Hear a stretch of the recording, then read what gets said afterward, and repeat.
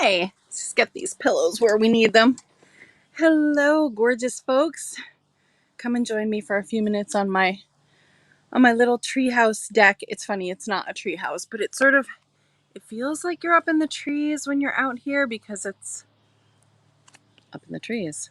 Anyway, it's a gorgeous day here in Maine, and I'm sitting on the deck digesting a yummy falafel Sammy that I made for lunch, and I was doing a little bit of learning this morning in my in the coaching program that I'm in with my coach, and it stoked some thoughts for me that I wanted to bring to you because one of the pieces that we're always talking about in the programs.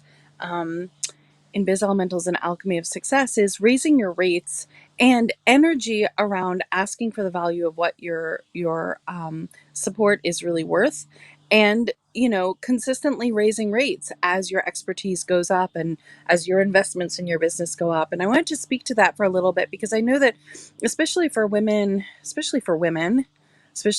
healers, teachers, activists, creatives, transformational providers, we have a lot of crap around money and asking for money and thinking about making a lot of money and owning making a lot of money and taking the steps to create financial security and stability for ourselves. And I wanted to speak to that for a bit because there's raising rates is something that I do consistently. Every single year I raise rates.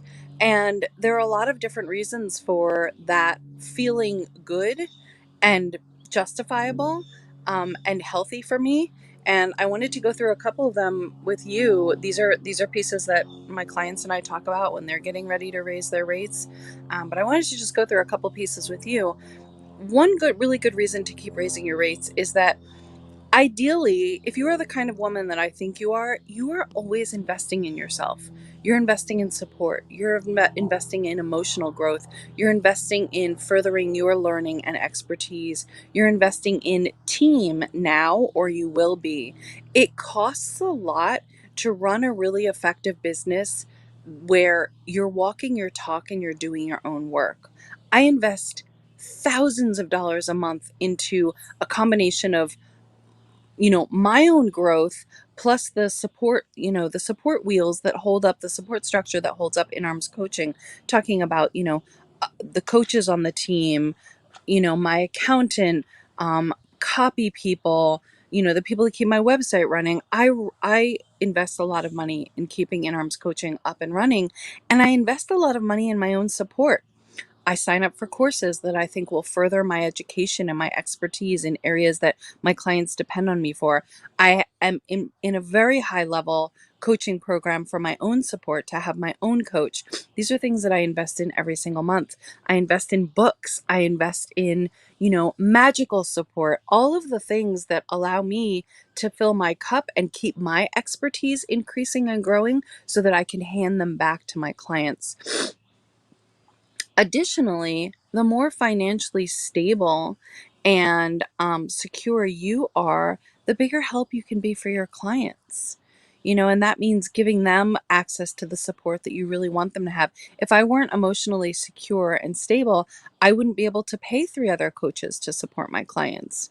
If I weren't secure and financially stable, I wouldn't be able to host retreats where I bring in catered lunches for them, or have them at beautiful spaces, or bring in guest teachers and workshops for them. All those are possible because my own cup is filled. My own cup is filled financially, and my own cup is filled in terms of the support that I bring on that allows me to do the things that my clients need from me.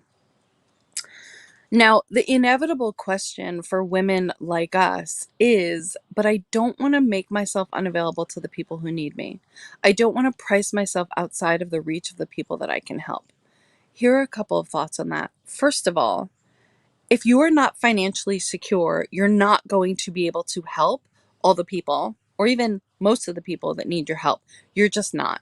If you're worrying about your rent, or things for your kid, or getting doctor's help that you need, or getting, self-care that you need, you are not going to be able to be present for your clients. I promise you that.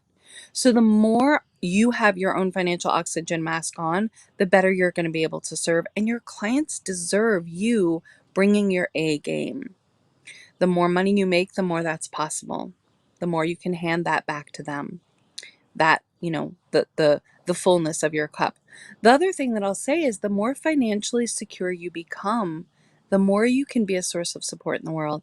Think about what Oprah does with her billions of dollars. Think about all the things she does for her community. Think about all the things she does for her audience members, for the charities that she runs, for the, you know, for the issues that she supports. You want to be Oprah. You want to have Oprah sized bucks because that means that you can fund the things that you care about.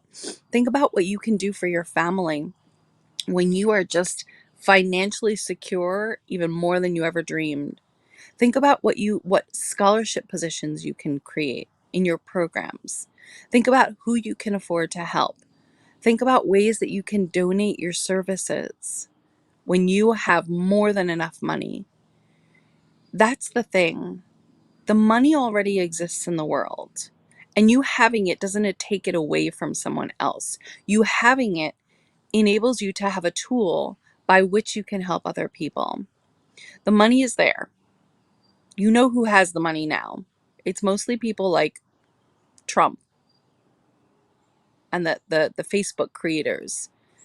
They are not, in my opinion, doing really great things with that money. So if you get that money, right, because money is just a tool. Let's call it a hammer instead of money. Let's say it's a hammer, right? Now, I know bikers who use ball peen hammers to beat people in the head. Not now, but I used to. I also know people who use hammers to create homes for folks to live in. Hammer's just a tool. It's not good or bad. Who do you want to have the hammers? Do you want Trump to have all the hammers, or do you want to have a lot of the hammers? Right? Because the hand holding the hammer decides what the hammer is going to do. Pamela, I'm glad. I'm glad this is. I'm glad. I'm glad it's funny. But do you see what I mean? The hammer already exists. Let's not argue about whether the hammer is good or bad or what it means about you if you're holding the hammer, or if it's okay for you to have 6 hammers but not 50, right? When we substitute the word hammer, it feels almost kind of silly, right? Why do we care how many hammers we have or what people think about us because we have more hammers? The more hammers we have, the more houses we can build for people, or whatever you want to build with your hammer, whatever causes you want to donate your hammers to. So this is one of the reasons why we're always working on really authentic and aligned ways of raising rates and declaring value and living by our value in our programs. And I hope this has been helpful for you. If it's been helpful, give it a like, throw it a comment, share it, tag women. If you're watching this on YouTube, please like the channel, but help me get this to other people because that helps us all see hammers a little bit differently. All right. Have a great day and thanks for watching.